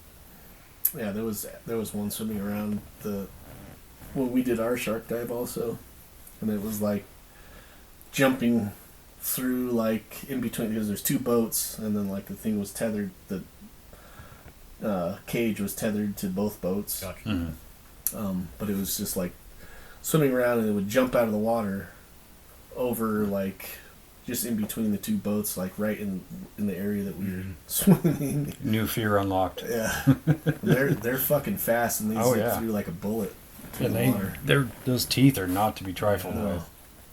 They angled backwards, so if they do get a bite out of you, you can't, like, your flesh is just locked in there. Yeah. You're getting a chunk taken out for sure. They're not huge. I'm assuming they can get big. Oh, I'm sure. The one I saw wasn't that big. It was probably 4 feet long. So they're not like compared to the sharks, they're not that big, but Yeah, the They're one just we as saw definitely was a lot more probably- scared of that than a fucking shark for sure. Probably maybe Yeah. 2 feet long. the one we Yeah. saw. We should go skydiving, though. Yeah. Totally down to go. Yeah. When I did it, it was over Zion's. That's cool. So it's like a really cool view all the way down, but it's a really fun experience. Yeah. Dude, it's a good thing that I'd be strapped to somebody, because if I had to make the decision to jump on my own, fuck no. Be like, yeah, take me back down. I'm not doing this. But if I'm strapped to somebody, they're gonna force me to go, and I know I'm gonna like enjoy it once I'm out of the plane. But looking down, I'm gonna be fucking terrified, dude. I don't know. I think it's because I'm not scared of heights. I didn't have a problem with it. I'm not scared of heights. I'm scared of the feeling of falling. So I hate that feeling, dude. that was the most interesting part of when I did it, was because I didn't get the option of when I was ready. Like, obviously you have a guy strapped to your back, So I stepped out on this like pontoon step, whatever, and he's still like his ass is still in the plane and his feet are just dangling. And he's like, "Are you ready?" And I didn't even have a second to answer because I was just gonna be like, "Let's fucking go." And he's like, "Are you ready?" Poof, and we went. And like, there was an immediate shock factor of like, I'm not touching anything. I'm not on the ground. I'm not sitting. I'm not laying down. I have literally nothing tethering me to anything except for fucking gravity. And the only way you feel gravity is wind. Mm-hmm. And so like, there's that moment of like, my body is in shock. It doesn't know what to do. Even though I'm having a great time, it's just like having trouble processing it. And then like, you don't free fall very long because once you reach terminal velocity, like you have to slow down or your chute's not going to do anything. It doesn't matter if when you open it, you have a certain low altitude opening. So the dude pulls the chute, and like the straps tightened up so much, and I didn't even realize it, that later on that night when I took off my shirt, my ex was like, "You're really bruised," and I had bruises right here from where the straps were because it's sudden. It's not just like a. There's a lot of force. Yeah, it's a lot of reverse thrust trying to go back up, and it just pulls you right in. But the hardest thing I had was when the guy was like doing the side to side, like serpentine pattern to really slow down. I was starting to get a little like seasick. I was like, oh. And then when you reach the ground, you're like, dude, that was fucking cool. Yeah, it was a lot of fun. So how long is it from like when you jump to when you're on the ground again? So your free fall is like 10 to 12 seconds. And then the time it takes you from chute opening to ground is like less than a minute. Oh, really? Yeah, it's not very long. Mm-hmm. But yeah, the guy did give me credit because he's like giving me steps as we're falling of what to do when we hit the ground. Like, we probably should have talked about this first. But he's like, as soon as you hit the ground, start running. Like, as soon as you can feel the ground, start running. And so I did. And when you're waiting to go up, you're watching all these other people land, and they apparently forget that step because they just like, the ground gets right below them, and they just put their legs up like they're going to sit down, and they plop down on their ass, and you could tell it hurts. Yeah. But like, I was like, okay, I got this. We hit the ground. I immediately started running. I was running so fast, the guy strapped to my back like couldn't run because he couldn't make enough contact. And we like stopped, and he unstrapped. He's like, that was the smoothest tandem landing I've ever done. And I was like, yes. Cool. After all that awkwardness of having another human strapped to my back like fucking Yoda, it was worth it. Yeah. We got one more. What do we got? Dick pics, finally. Nice cock. If money was no issue, what would you do? I would not be fucking working, I'll tell you that. Well, okay. I don't want to work, but there's careers that I want to do, and it's the reason I'm not doing them now is because of money. I wouldn't make enough to justify it. The amount of college I'd have to go through, the time I'd have to go through, it just doesn't make sense for how much money I would get for it. My dream career is to be a veterinarian, and then specialize in equine, and be a traveling vet to farms and ranches and work on people's horses and cattle and stuff. Horse surgeon. Yes. Just like Beth. And Rick and Morty. That would be my all-time dream career. But on average, you make about $80,000 a year doing that, unless you are like the dedicated veterinarian for like somebody's racehorse. Yeah. You can make millions doing that because that's their livelihood, and you get a lot for that. But to get that position, I mean, next to fucking impossible. So on average, about $80,000 a year, and I'm looking at 12 years of school, hundreds of thousands of dollars of debt to make $80,000 a year. Yeah. I can make more than that at my job now with no college. Yeah. So with money not being an issue, I would want to be a veterinarian and, fulfill my dream career and have my fucking boat. There you We go. live in the middle of fucking nowhere, Montana, dude. Got to work on the fucking lottery, I guess. Oh, I do. Send money to my fucking mother-in-law all the time. Yeah. Houston, Texas. Yep. Powerball as much as I can. Fuck yeah. One day you're going to win. Nobody will know, but there will be signs, dude. Yeah, like you don't come to work. Yeah. Did Preston quit? No, he's just not here anymore. My Glock 34 would be finished. Be driving my 2500 AT4. Putting Yeah, my I think fucking that, arm up horses' assholes. And yeah. I wasn't in tune to that story till just now. Mm. I'm If you kidding. like a spot in line, I can help you, but I think if You need a practice doll. yeah. if money was not an option, I would do everything in my power not to end up with my arm up a horse's ass. Okay. But that's just me. I don't know, man. I think I would probably just I would just do a podcast, dude, and like deeply research. Maybe just pay somebody else to. No, I like the research part of it. I do too. Yeah, research shit that I was into and fucking maybe buy a spot on like AM radio like George Norrie and do a fucking coast to coast program. Dude, you could be the new coast to coast guy. Yeah. That'd be gangster. And listen to all people's like crazy fucking stories about shit that we talk about all the time. Just on a much bigger scale. But yeah, I definitely wouldn't work. I might go to school and just like study like history or like archaeology or something like that, just because I think that's fascinating shit. But Yeah, I would definitely basically do everything that I'm doing now, but I would have a team do the heavy lifting for me. So like the podcast stuff is easy to do. But like the video stuff, basically hire people to film for me and do the editing for me and all that stuff to where, cause there's a ton of stuff that I would do for content creation if money was no option. You talked about doing like ghost hunts at Waverly Hills where you could buy a spot and tell them I want the whole place to myself, Right. and shit like that where it's not really feasible now. But like if somebody else is footing the bill and all my bills are paid and I have extra money and whatever, yeah, I would straight up just create content all day. I would still do a podcast, still do a YouTube thing.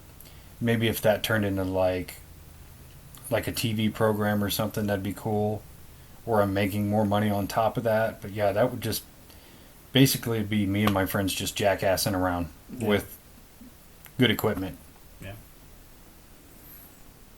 yeah, I'd be like Mr. Beast, only watchable. No, some of his stuff is entertaining. I'm just talking shit. yeah. Sponsor us.